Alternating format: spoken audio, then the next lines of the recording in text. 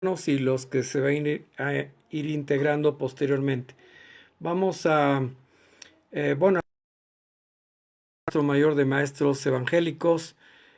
Voy a pedirle a nuestro pastor y hermano vicepresidente, al pastor Freddy Catari, que a nombre del clame pueda también dar la bienvenida a nuestro pastor, al disertante. Adelante, pastor Freddy Catari. Adelante.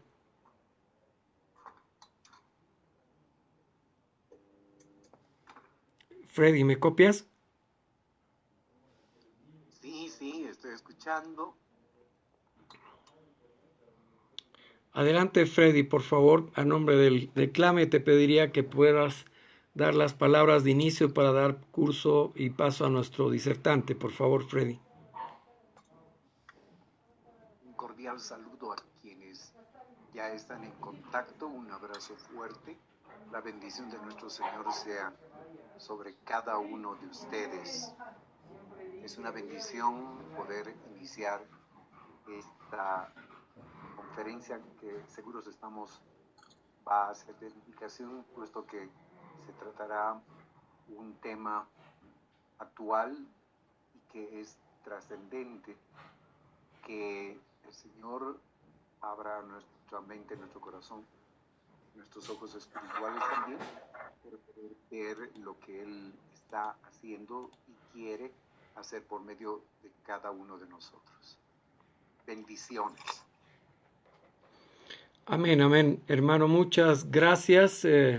Y ahora sí vamos a dar paso al pastor Arturo Cuba, que nos va a presentar el tema de la posmodernidad y las amenazas en el siglo XXI. Adelante, pastor Arturo Cuba. Buenas tardes. Buenas tardes, Aníbal. Buenas tardes, hermanos, amigos, todos los que nos hemos conectado en esta oportunidad. Es un gran placer, un gran honor para mí participar con ustedes.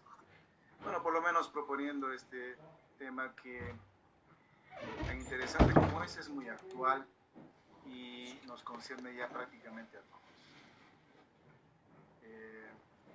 Quiero comenzar, aclarando que, yo no soy necesariamente un experto en el tema, es decir, lo que sé lo he aprendido por mi propio interés, un interés personal muy exigente. Me parece que es muy relevante para mí, para mi familia, y también es un tema que es muy relevante para la iglesia y para la humanidad entera, en realidad. Es decir, este tema de la posmodernidad es algo que nos concierne a todos y pues hay mucho que aprender de este asunto, mucho.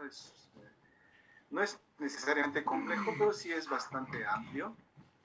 Y me he encontrado algunas veces en la oportunidad de compartir con otras personas acerca de este tema. Bueno, trato de elaborar alguna presentación para dar un poco más de claridad en las explicaciones y con esto provocar el debate. La segunda cosa es que, creo que este punto el término posmodernidad puede ser que algunos ya lo hayan oído y desconozcan del tema, pero es muy probable que conforme vayamos desenglosando las ideas, pues se identifiquen con muchas de estas cosas como parte de la realidad que ya estamos viviendo todos. Bueno, creo que a nosotros los cristianos, y esta es la razón la principal por la que yo estoy compartiendo este tema, a nosotros los cristianos nos concierne sobremanera, ¿no? Sobremanera el tema de la posmodernidad. Y aparentemente cada día se hace más efervescente, está entrando con mucho más impulso. Yo recuerdo que hablábamos sobre posmodernidad hace buenos años atrás, quizás unos 25 años o más atrás, y todavía parecía un poco difícil de comprender. Pero hoy en día, el movimiento de la posmodernidad ha entrado en un auge realmente sorprendente. Y los cristianos estamos, si no pasivos, ¿no? ignorando el tema, estamos ya entrando en una fase de negligencia, en mi opinión, ¿no? Así que, bueno, si ustedes me permiten, voy a hacer una pequeña presentación, eh, como la he hecho en anteriores oportunidades. Quizás con esto podemos conversar y aclarar más la idea de la posmodernidad. Desde el mismo nombre, ¿no? De por qué se llama posmodernidad. Ok, si me permiten, voy a Aníbal, estoy deshabilitado para compartir Ahora sí, mi pantalla. ahora sí. ¿Aló? Sí, Ahora sí. perfecto. Ok, ya. Voy a empezar por aquí. Quizás un poco como dando un poco de fondo, tanto histórico como cultural.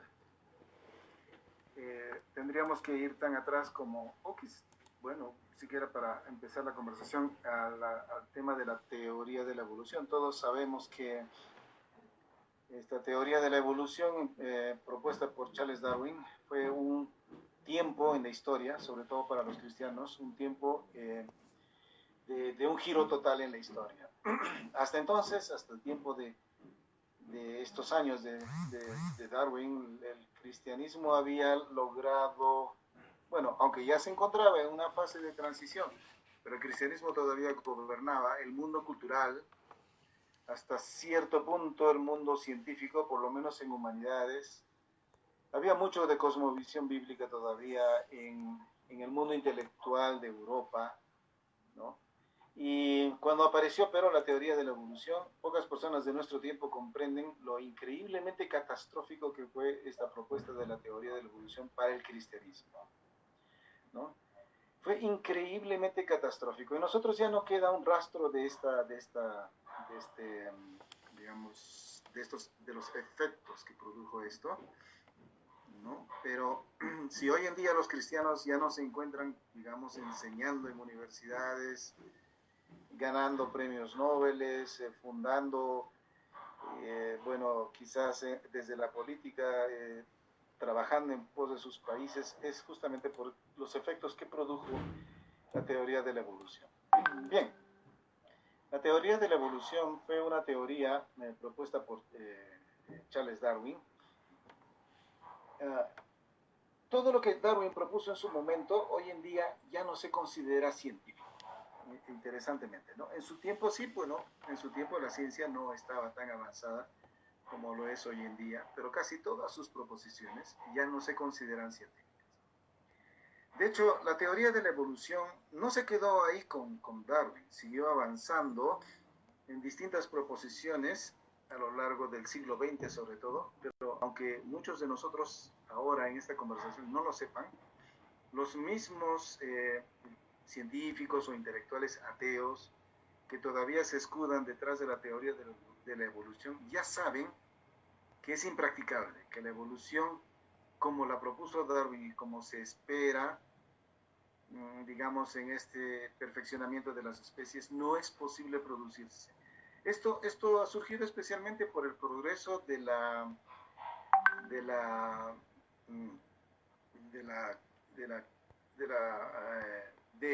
una nueva forma de ciencia, la bioquímica, es decir, los avances científicos hoy en día están dándole a los científicos mejores posibilidades de investigación, y la bioquímica es un nuevo paradigma que está estudiando lo que en tiempo de Darwin, e incluso en nuestro tiempo, cuando éramos niños, en los años 60, 70, no era posible conocer. Se está desvelando los misterios de la célula a nivel molecular. Y esto está demostrando la increíble complejidad del mundo bioquímico de las células, que hacen impensable cualquier propuesta tipo evolución. Claro, esto todavía no lo sabe el público, eso posiblemente va a pasar muchas generaciones antes de que esto, digamos, se le diga a la gente, ¿sabes qué? La teoría de la evolución no es así como tú piensas. Y de hecho, en el mundo ateo ya se están, digamos, presentando algunas propuestas. Incluso de la que el hombre no proviene, digamos, desde la evolución, desde criaturas antiguas, incluso de que viene de vida extraterrestre. Si ustedes ven, por ejemplo, en la televisión, en programas como National Geographic o History Channel, ¿no? Se habla ya mucho de alienígenas, de vida extraterrestre, y es porque se está preparando el humor y la mentalidad de la sociedad para cuando llegue el momento de cambiar de paradigma, de la teoría de la evolución hacia otra teoría de dónde venimos. Pero el asunto es decir que no fuimos creados, ¿no? Bien, la teoría de Darwin, aunque es una teoría científica, Darwin no fue el único que tenía estas ideas de la evolución. Ya estas ideas ya más o menos estaban sobre la mesa en su tiempo. Incluso tuvo que apurarse en publicar su libro El origen de las especies porque un colega suyo ya tenía ideas muy avanzadas y estaba también preparándose para publicar una teoría semejante. Esta teoría de Darwin no fue tan bien aceptada en el mundo científico, sorprendentemente, ¿no? O sea, los científicos de su tiempo fueron personas que le detuvieron un poquito el carro y le dijeron, mira, aquí hay muchas cosas todavía insalvables, por ejemplo, el registro fósil y muchas otras cosas. Darwin no conocía mucho de genética tampoco.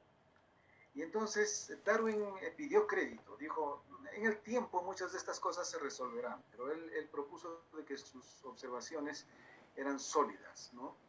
Y el mundo científico, sin embargo, no tomó con tanta seriedad y con tanto ahínco las ideas de Darwin, ¿no? Incluso hasta entrado el siglo XX.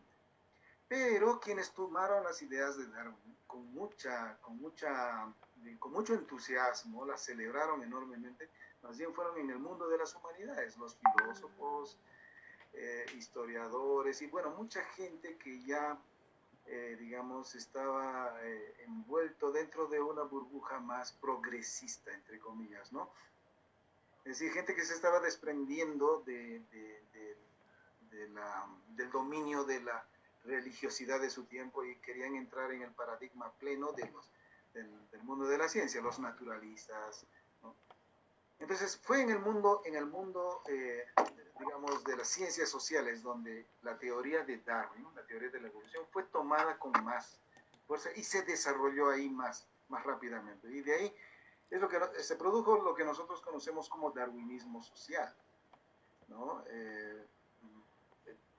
Sorprendentemente, por ejemplo, aparecieron, digamos, la eugenesia, se enseñaba en las universidades, se enseñaba a la gente de que nosotros por haber evolucionado y porque también todavía estamos en procesos de evolución, pues debemos ser responsables, ¿no? E identificar nuestros rasgos genéticos, miren ustedes, ¿no? Así que, interesantemente, en Europa, antes, en la primera parte del siglo XX, muchísimas personas, se hicieron esterilizar voluntariamente debido a la eugenesia, porque pensaban que ellos poseían rasgos genéticos que no eran convenientes para su prole. Y también habían programas especializados del Estado que llevaban adelante estos programas de esterilización. Yo recuerdo por los años 90 en los periódicos salía que el gobierno de Francia y no sé qué otro gobierno más estaba buscando a las víctimas de estos programas de esterilización para indemnizarlos. Bueno, la verdad es que a partir de ese tiempo se empezó a creer que empezó el tema del problema racial, ¿no? El tema de la evolución rompió abiertamente el tema racial. Se enseñaba, por ejemplo, que los aborígenes australianos todavía eran subhumanos, que estaban en pleno proceso de evolución, así como otros africanos. Esto se volvió una certeza a lo largo del siglo XX. Es sorprendente imaginar una cosa así, pero eran las ideas de ese momento, porque en el mundo de las humanidades esta idea de la teoría de la evolución entró con muchísima fuerza. Sin embargo, uno de los lugares donde también floreció, pero encontró también bastante debate, fue el mundo de la filosofía. Hay muchas personas que no comprenden bien cómo funciona el mundo de la filosofía, ¿no? Pero nosotros, por ejemplo, tendemos a pensar que quien lidera la intelectualidad del mundo son los científicos, los que descubren en distintas ramas de la ciencia nuevas cosas, los que pues, traen innovaciones y nuevos puntos de vista. Pero lo cierto es que no es verdad. En el mundo moderno en el que nosotros vivimos, quienes en realidad determinan, ¿no?, las direcciones que toma la sociedad en distintas formas son los filósofos. No son necesariamente los científicos. Los científicos son personas que encuentran información. Si lo miramos, digamos, en forma llana, los científicos son personas que investigan y encuentran información, pero quienes interpretan esa información y la ponen dentro de un marco de realidad son los filósofos. Y toda la sociedad presta mucha atención a lo que dicen los filósofos. Es interesante esto, pero los músicos prestan mucha atención a lo que dicen los filósofos. La filosofía, la música siempre está cargada de mucha filosofía. Lo mismo pasa con las películas, ¿no?, con los programas de televisión, incluso con los noticieros, e incluso en el mundo de la política. Todos son fuertemente influidos por los filósofos. Si tú encuentras un partido político que tiene una ideología, esa ideología la inventó un filósofo. Si tú vas a un Ministerio de Educación y resulta que el Ministerio de Educación tiene un novedoso método o revolución educativa, esa la inventó un filósofo, ¿no? Los filósofos están metidos en todo. Eso es lo que mucha gente no entiende, que detrás de cada cosa que encontramos en la sociedad hay una filosofía. Eso es muy importante de conocer. Pero bien, los filósofos comprendieron muy pronto que esta idea de la teoría de la evolución desbarataba de una forma bastante dramática, digamos, o ponía en un caluroso debate el tema de la existencia de Dios, ¿no? Como les digo, esto produjo una crisis en el mundo de la intelectualidad de aquel tiempo, ¿no? Y obviamente hubieron personas que empezaron a difundir, digamos, una mentalidad más abiertamente atea, ¿no? Y lastimosamente el cristianismo retrocedió y adoptó el estigma, ¿no?, de ser anti-intelectual, ¿no?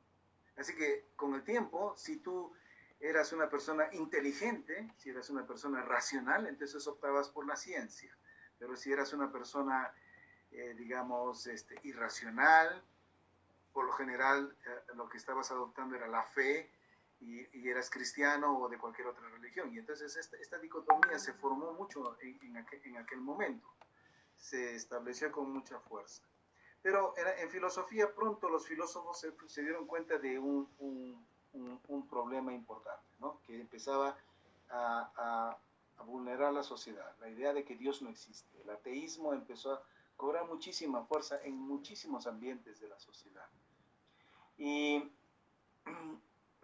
la filosofía, por si algunos no lo han visto así, la filosofía no es una ciencia que investiga verdades, ¿no?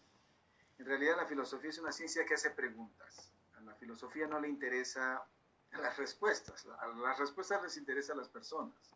La filosofía es una ciencia que si bien es cierto, produce filosofías, pero la filosofía en realidad es como una herramienta que a través de preguntas ayuda a validar las ideas que están propuestas dentro de algún punto de vista, ¿no?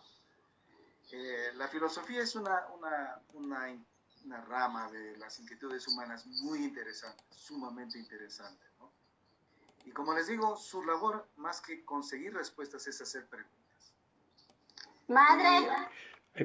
Perdón, apaguen sus micrófonos, por favor. Los filósofos descubrieron pronto que si usted hace filosofía sin la existencia de Dios, usted pronto va a terminar en nihilismo, ¿no?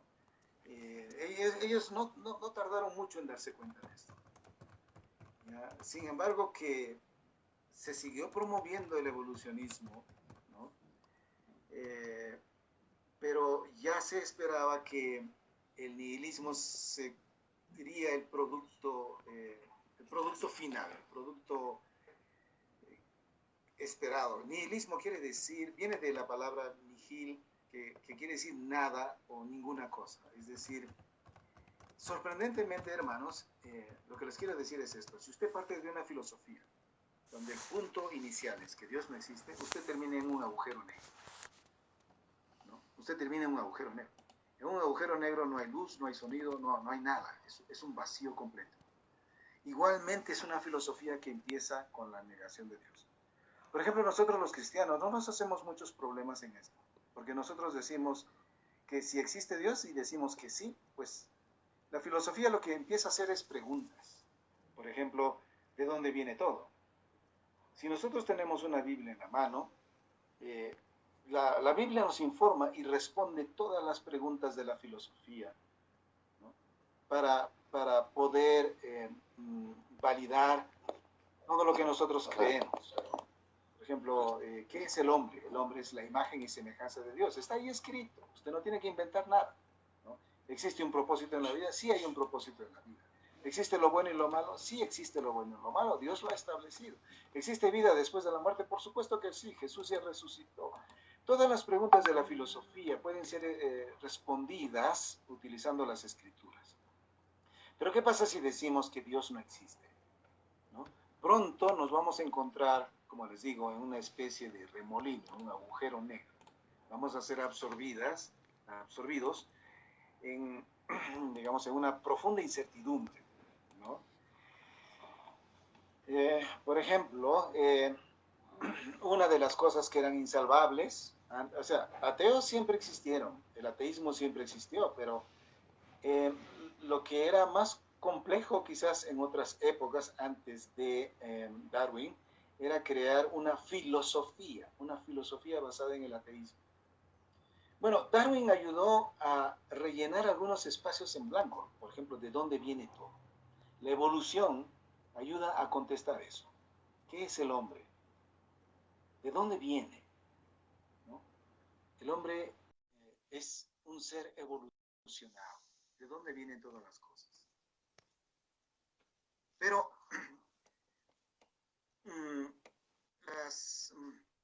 voy a tratar de entrar un poquito aquí. Espero no confundirme en todo lo que voy a decir, ¿no? Pero, es decir, la filosofía, bueno, las respuestas a las preguntas de la filosofía tienen que ser llenadas de tal manera que esto se vuelve como una certeza matemática. Yo no sé si ustedes se han dado cuenta que en matemáticas cuenta mucho la exactitud, la racionalidad. 2 más 2 es 4. No hay cómo perderse en eso.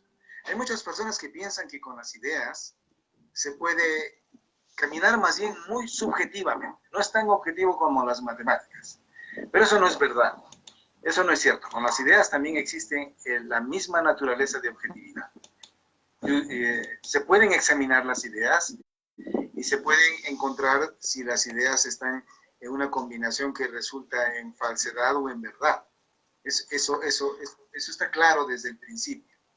Y entonces, digamos que cuando si se hace la primera pregunta, ¿existe Dios? Si usted dice que no, la segunda pregunta puede ser, ¿de dónde viene todo entonces? O bien, pongámoslo de esa forma, ¿no? Por mucho tiempo, esta respuesta se respondía diciendo que la materia era eterna. Siempre existió. Y al aparecer Darwin, lo que sucedió es que se le dio un paso más al asunto. Y es que se empezó a considerar que la materia no solamente existe y existe eternamente, sino que evoluciona. En el tiempo, en circunstancias de la misma naturaleza, la materia evoluciona. Pero a fin de cuentas, es solamente materia, ¿no? Entonces, el ser humano es simplemente materia, pero aquí interviene un fenómeno sorprendente, la evolución. La evolución nos enseña que la materia puede cohesionarse en formas tan sorprendentes que pueden crear seres vivos.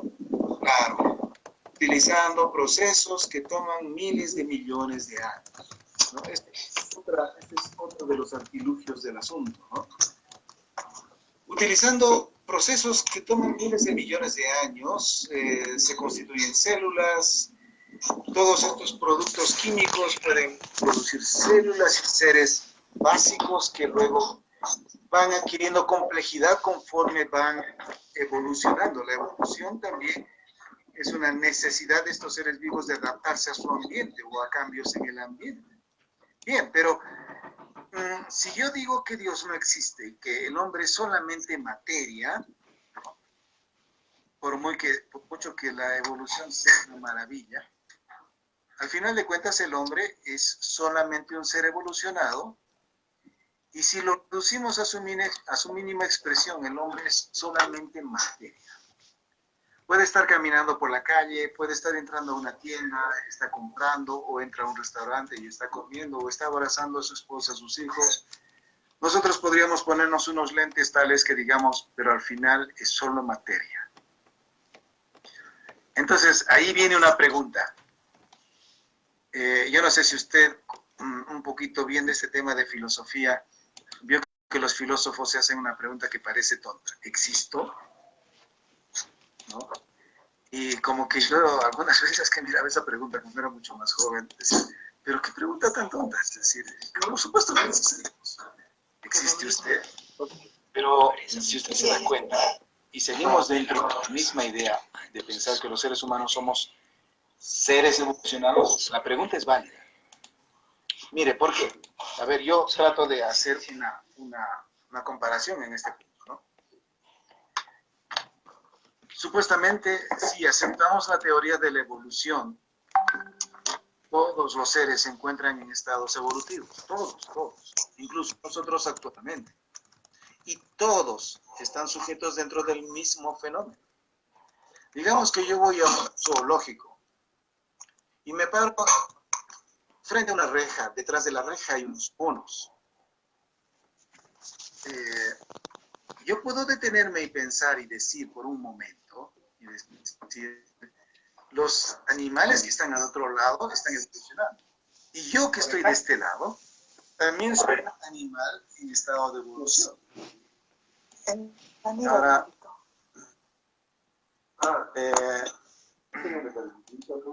Perdón, vamos a pedirle a los hermanos que estén con micrófonos abiertos que los apaguen, por favor, si fueran tan gentiles. Disculpa, Arturo, adelante. ya, está bien, perdón. Sí, porque estaba perdiendo la concentración. Sí. Voy otra vez a este sketch, ¿no? A esta escena. Yo voy a un zoológico y encuentro una reja, al otro lado de la reja hay unos monos. Si yo acepto la idea de la evolución, tengo que decir que todos los seres vivos estamos en pleno proceso de evolución, unos más que otros. Entonces yo me pongo a preguntar, ¿qué diferencia hay entre mí y los monos que están al otro lado de la reja? Cuentas, ambos somos seres en evolución. ¿Qué tan distinto puedo ser yo del mono? Ahora, la pregunta es, ¿existimos los dos? Por supuesto que existimos los dos. Pero esa no es la pregunta cuando decimos si existo. Porque aquí, por ejemplo, yo digo, existe, o sea, aquí tengo un documento de identidad, ¿no?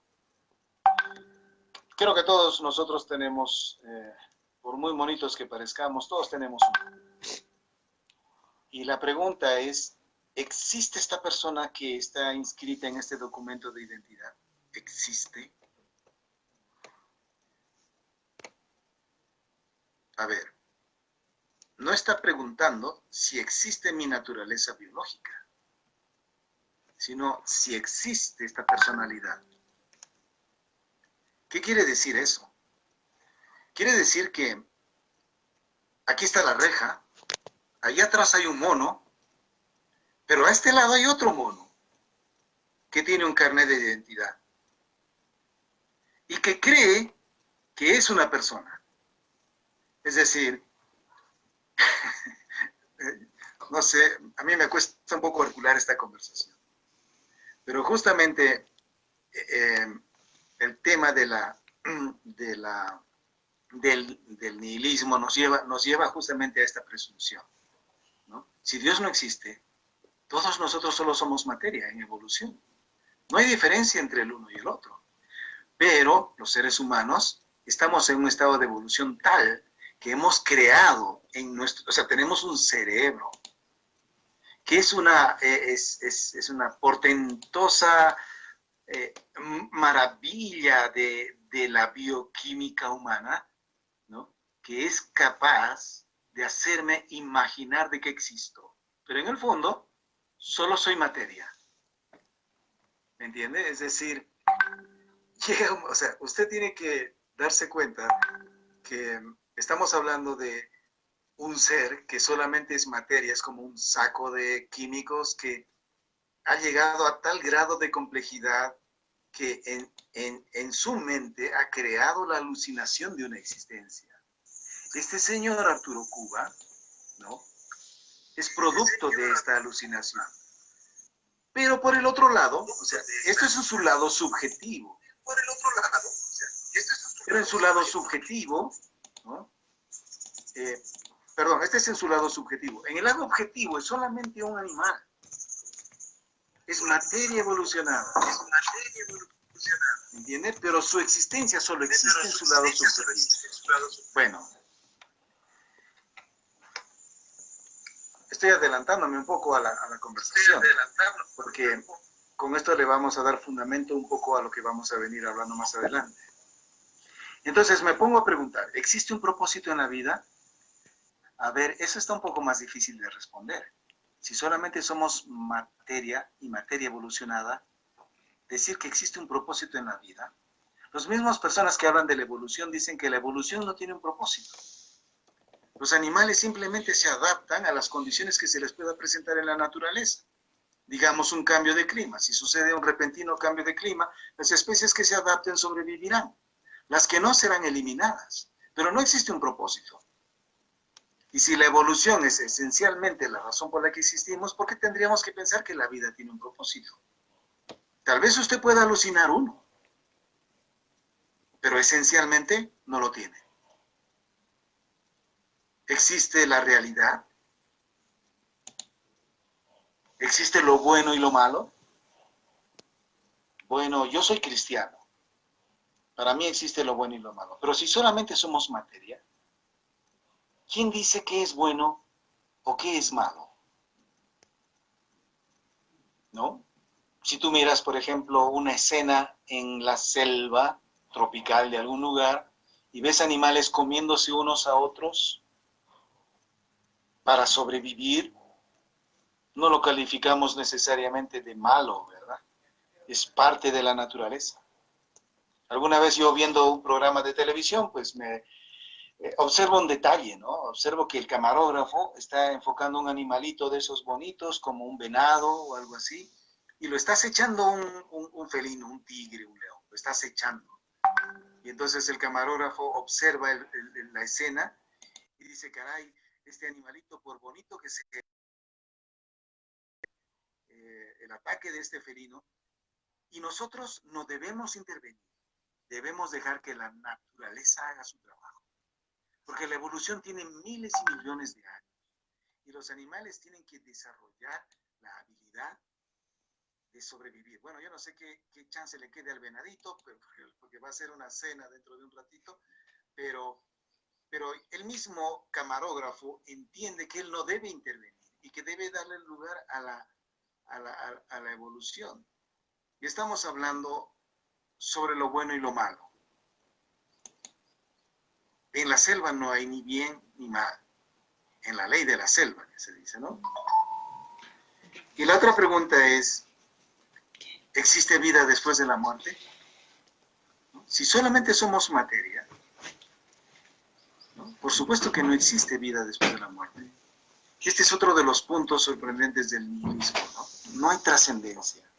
Ahora, estas preguntas las hemos escogido a propósito, porque usted pensará que parecen simples preguntas, pero aunque usted mismo no se haya hecho necesariamente estas preguntas influyen poderosamente en cada uno de nosotros todos los días. Solamente que no lo articulamos en un lenguaje, pero están con nosotros en la vida social en la que vivimos, están con nosotros en las decisiones que tomamos, A veces sin darnos cuenta, vienen a nosotros como paradigmas. Están en la música, están en las películas, están en los programas de televisión.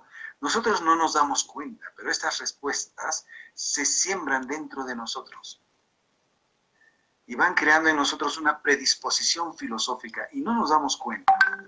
Bien, voy a avanzar un poquito más, ¿no? Solamente voy a hacer un pequeño resumen. Si no existe Dios, solo existe la materia, ¿ok? Si no existe Dios, el hombre es solo materia. Si el hombre es solo materia, entonces es un animal más evolucionado que el resto, pero sigue siendo materia solamente. Si el hombre es solo materia, entonces no, su naturaleza subjetiva, es solamente, en realidad, no existe, solamente una alucinación. ¿Ok? Es un subproducto de su condición natural a la que él ha llegado. Pero esencialmente no existe. Es decir, este Señor solo existe en mi mente. En realidad no existe. ¿Ok? ¿Qué es mi amor por mi familia? ¿Existe? Y yo no sé si usted se ha topado con este tema alguna vez, ¿no? Pero alguien le va a decir, no, el amor es solamente química. Es un proceso químico en su cerebro. Ah, y mi fe en Dios también es un proceso químico. Sus ideas son procesos químicos. Todo lo que usted está viendo y cree que es la realidad son procesos químicos en su mente. Esa subjetividad está funcionando ahí, pero esencialmente lo que usted cree que eso es la realidad no existe. Usted es solamente un mono más evolucionado, nada más. Y solo es materia. Y cuando le llegue la hora, usted se muere y no hay nada más. Volvemos a ser polvo cósmico. ¿Me entiende? Por eso que existe esa pregunta, si existo. Sigue entonces, la subjetividad del ser humano es una alucinación, es una virtud, ¿no? Ahora, si todo es materia y nuestra concepción de la realidad es una alucinación, entonces no existe la verdad. La verdad es un concepto, quizás los cristianos lo entendemos mejor. ¿Ya? En el mundo a veces se entiende la verdad como una cuestión racional nada más. Pero la verdad tiene más que ver con las razones fundamentales de la vida, ¿no? Y para el nihilista, la verdad no existe porque no hay tales razones fundamentales de la vida. Nosotros los seres humanos ni siquiera podemos estar seguros de que existimos. La verdad es irrelevante. Miren, es interesante, pero el ateísmo en este estado se convierte en una especie de, ¿cómo se llama?, de escepticismo filosófico. Es decir, si nosotros llegamos a la conclusión de que solamente somos seres evolucionados, así como yo miro un mono y me podría creer que ese mono tiene capacidades que yo no puedo determinar, pero que piensa, imagina y tiene historias y dentro de su mundo de mono, ¿no? Para mí sigue siendo un mono nomás.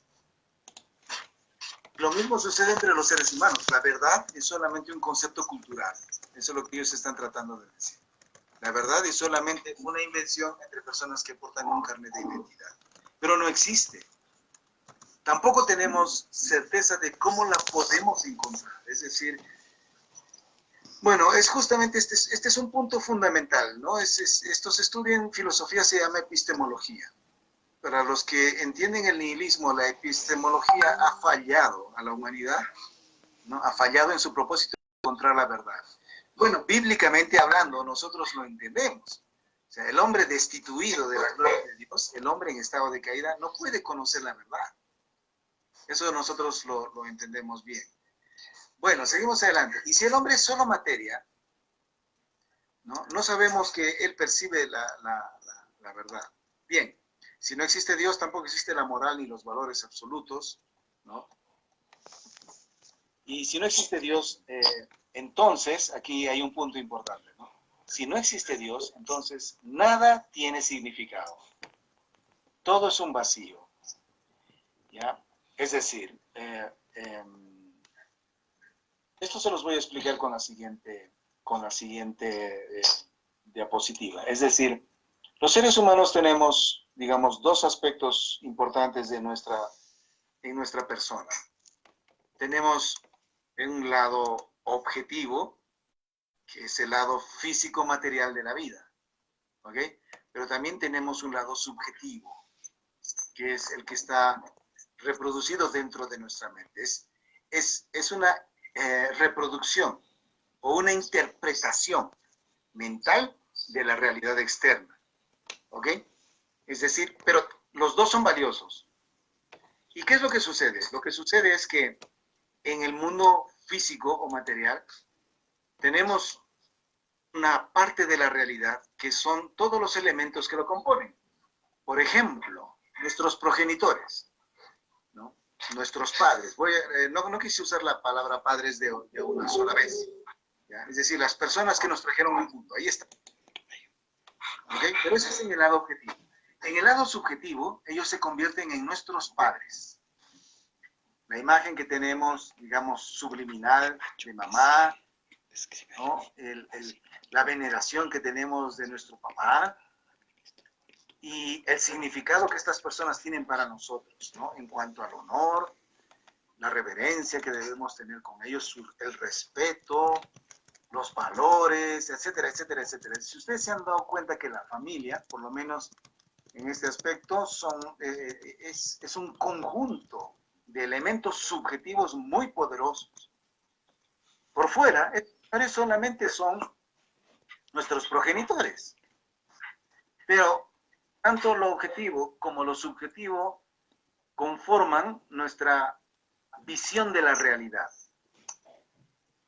¿Entiende? Conforman nuestra visión de la realidad. Nosotros los seres humanos, según nuestra manera de ver, los cristianos, poseemos la imagen y semejanza de Dios. En este sentido, por ejemplo, hombre y mujer, objetivamente, pueden ser diferentes en alguna manera. Obviamente que lo son, aunque somos de la misma especie y somos, digamos, somos iguales en muchas formas, pero hay ciertos aspectos de nuestra objetividad, digamos, en el lado de la objetividad donde ellos no son iguales. El hombre es más fuerte físicamente, su naturaleza es distinta que el de la mujer. La gente le encuentra muchas diferencias, incluso en la forma de cómo están constituidos muchos aspectos de su naturaleza biológica, ¿ok? Pero en nuestro mundo, es decir, en nuestro lado subjetivo, nosotros asignamos a hombres y mujeres valores. Aunque el hombre sea más fuerte, corre más rápido, grita más, consideramos que el hombre y mujer son iguales. Esta observación es importante. Es decir, la realidad no se compone solamente por el lado objetivo, se compone también por el lado subjetivo y ambos coinciden. Si ustedes se dan cuenta, la palabra de Dios nos da mucha información al respecto. Todos nuestros valores como cristianos son sorprendentemente poderosos porque nos ayudan a hacer esta unidad entre lo objetivo y lo subjetivo. Y entonces podemos articular una visión de la vida, podemos pensar en la familia y en los significados. Esto vamos a tratar de llamarle de la vida, ¿no? Y entonces nosotros nos damos cuenta que los significados son muy poderosos. Estos significados nosotros los damos generación tras generación, los heredamos, los transmitimos. Culturalmente los compartimos entre todos. Perdón, Arturo, le voy a pedir a la hermana Emma Choque que por favor apague su micrófono. Yo no estoy como anfitrión, por eso no puedo cortarle, pero discúlpame, Arturo. Adelante, por favor. Okay. Muy bien. Entonces, este punto de lo objetivo y de lo subjetivo ¿sí? Es muy importante dentro de nuestra visión cristiana de la vida, pero en el nihilismo estos dos se separan. ¿Ok? Voy a... me olvidé de este señor. Ok, este punto de lo objetivo y de lo subjetivo, vamos a ponerlo para un poquito más adelante. Quiero hablar un poco de él. Bueno, este señor Federico Nietzsche es un tipo archi súper famoso, ¿ok? Al menos en el mundo intelectual tiene una vigencia sorprendente. Este señor dijo muchas cosas. Algunos le llaman de que él era un nihilista. Bueno, él era nihilista, ¿no? Y fue uno de los filósofos, bueno, más célebres en este tema del nihilismo. Y Federico Nietzsche también se caracteriza por ser un filósofo que desafía a la sociedad, sobre todo a la sociedad atea. La desafía sorprendentemente, ¿no? Y él estuvo de acuerdo con algunas cosas, como que, por ejemplo, la evolución ha producido en los seres humanos esta capacidad que tenemos de crear una existencia subjetiva en nuestra mente, ¿no? Ya para gente como él, la idea de que los seres humanos evolucionamos biológicamente, eso ya paró. El ser humano ya no tiene que evolucionar biológicamente, ya no puede evolucionar biológicamente porque no tiene desafíos, los ha vencido todos, ¿no? Pero la evolución continúa y esta vez la ruta de la evolución es moral o existencial, es decir, está más en su mundo subjetivo, en el mundo de las decisiones. Es decir, la evolución ya no es más en el mundo objetivo, la evolución es más bien en el mundo subjetivo. Y en el mundo subjetivo lo que cuentan son las decisiones y los significados. ¿Ya? Para Nietzsche, la evolución continúa con sus mismas reglas, ¿no? Los seres que evolucionan se van a perfeccionar paulatinamente, ¿no? Y siempre tienen que estar sometidos a un medio selectivo. Ahora, es interesante, pero él traslada la evolución del mundo biológico, ¿no?, al mundo moral. Y entonces, lo que él propone es que el hombre tiene que continuar perfeccionándose. Pero en el mundo de la subjetividad, ¿sí?, que es el mundo de las decisiones, de las elecciones, es donde el hombre debe enfrentar la realidad. Pero este es un mundo moral, ¿no? Si hablamos de elecciones o decisiones, es un mundo moral. Derecha o izquierda, hacia dónde voy y qué es lo que me conviene y qué es bueno para mí. Ahora, es interesante, pero Nietzsche propone de que en realidad, a ver, voy a ver si eso está por acá. Sí, en realidad la evolución se va a producir si es que los seres humanos tienen la libertad irrestricta de elegir, ¿no?, pasionalmente, una voluntad irrestricta. Pero aquí viene justamente el problema, ¿no? Una voluntad irrestricta quiere decir de que no debo tener, ¿cómo se dice?, limitaciones morales, ¿no? O sea, dicho en otras palabras, para que el ser humano pueda seguir evolucionando, y evolucionando en ese sentido, en el sentido existencial o moral, ¿no?, el hombre no debe tener escrúpulos, no debe tener moral, y debe deshacer todos los significados que dominan su existencia. ¿Ya?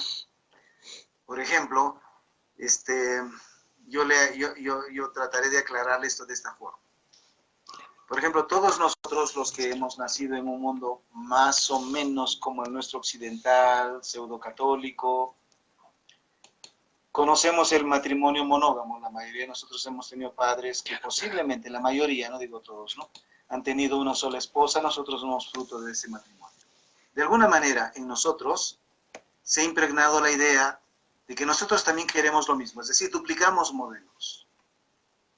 Y salimos y buscamos en la vida una esposa, un esposo, para más o menos duplicar los mismos significados y valores que observamos en nuestros padres. Así funciona una cultura. Lo que Nietzsche dice que eso es una forma de esclavitud, que en realidad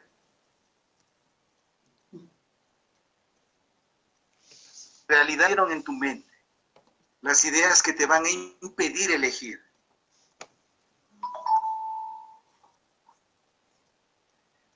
Es decir, ¿por qué tengo que casarme con una sola esposa? ¿Por qué no dos?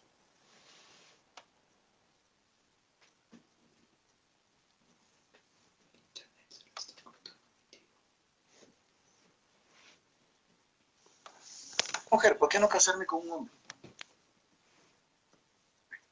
Ahora, suena un poco, lo que estoy diciendo suena un poco loco, ¿verdad? Pero espero que no le suene muy loco, porque el mundo en el que vivimos ahora es así, porque justamente estoy hablando de cosas que ya vienen desde antes, ¿no? O sea, cuando Darwin sacó su idea de la evolución, ¿no? Para muchos, la certeza de que Dios no existía inundó poderosamente todo el renglón de su intelectualidad, ¿no? Y de él es famosa esta idea de que Dios está muerto. Es decir, que no se sorprendan, chicos, Dios no existe, o sea, no hay más vida después de la muerte. Aquí se acabó la cosa, ¿no? Y él atacó a los ateos de su tiempo, a los ateos intelectuales de su tiempo, y les dijo una cosa: miren, chicos, ustedes verdaderamente no son ateos, ¿no? Porque ustedes dicen que no existe Dios, pero son fieles a sus esposas. Ustedes dicen que no creen en Dios, pero dicen la verdad. Ustedes dicen que no creen en Dios, pero respetan las leyes o cosas por el estilo. Es decir, él les hizo comprender a los ateos de su tiempo de que, aunque ellos decían que Dios no existía, todavía seguían viviendo sujetos en su mundo subjetivo a todas las premisas del mundo cristiano. No sé si me entiende. Es decir, si usted verdaderamente dice que Dios no existe, ¿no? Entonces usted no tiene por qué ser fiel a su esposa, usted no tiene por qué pagar sus deudas, usted no tiene por qué obedecer al Estado, usted no tiene por qué pagar impuestos, usted no tiene por qué hacer nada que se le diga. Usted debe luchar contra el mundo. Usted debe decidir en su propio mundo subjetivo lo que usted quiere que sea la realidad y vivirlo. Cueste lo que cueste, o le cueste a alguien lo que le cueste. Es sorprendente esto, ¿ya? Es decir, pero lo que yo quiero decirles y rescatar de esto es que esto sigue un orden lógico. Es decir, si usted dice que Dios no existe, usted pasa por una puerta y como dirigido por un tubo, usted sigue todas las consecuencias lógicas de esa proposición. Si usted dice que Dios existe, posiblemente es el Dios de la Biblia, usted también va a seguir la misma lógica, pero gracias a Dios la Biblia nos informa y no tenemos que inventarnos nada. Pero pronto los filósofos se dieron cuenta que la negación de Dios produce nihilismo, produce vacío. Cuando hablamos de vacío quiere decir un mundo sin significados. Un mundo oscuro, moralmente oscuro, donde no existe la verdad.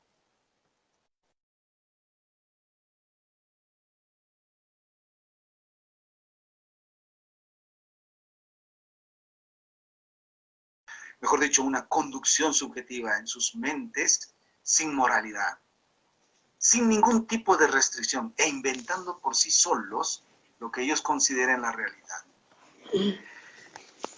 Bien, y señor Nietzsche, ¿qué pasa si yo no si yo no le digo a mi hijo qué es bueno, qué es malo y por ahí termina drogadicto, borracho y en la cuneta?